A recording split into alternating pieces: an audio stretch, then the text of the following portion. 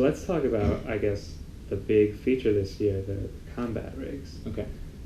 Are they similar to the specialist system from Black Ops 3, or how are they different?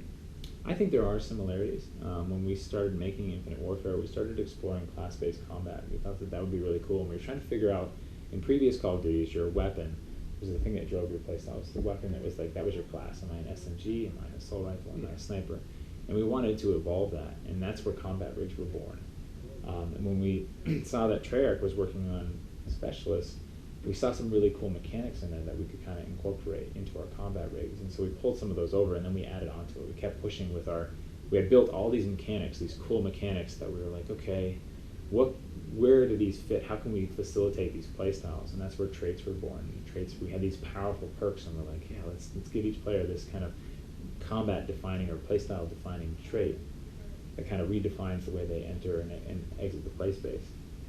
So yeah, there are, I think, similarities, and it is in some ways an evolution, but I think it's also its own kind of bird. It's its own feature where they're not unique characters that you're playing as. It's you in your military garb, your military gear of the future, and it's again built around you playing with a certain play style. There's the choices that are on each combat rig were specifically placed there by the designers so that you could play a certain way.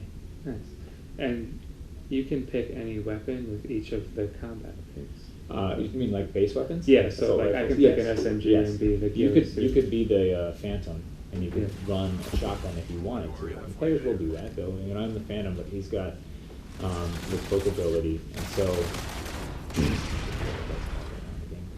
But anybody be cloak. So, and you could use that to surprise players. And it's nothing to say that you can't play with a rig how you want to play it. But we're trying to build a framework where people can step in and be like, I do want to suppress people, right. So I'm going to take the Merc with an LMG and man-at-arms. And what man-at-arms does, it gives you the maximum ammo we let you take into a match with the weapon, and it takes away the movement cost. So you can be like, all right, I'm going to take all the ammo I could with this LMG with the Merc, but I'm still going to move quickly through the map. I'm going to be able to suppress people, still be defensive, but I'm going to be much more mobile. Nice.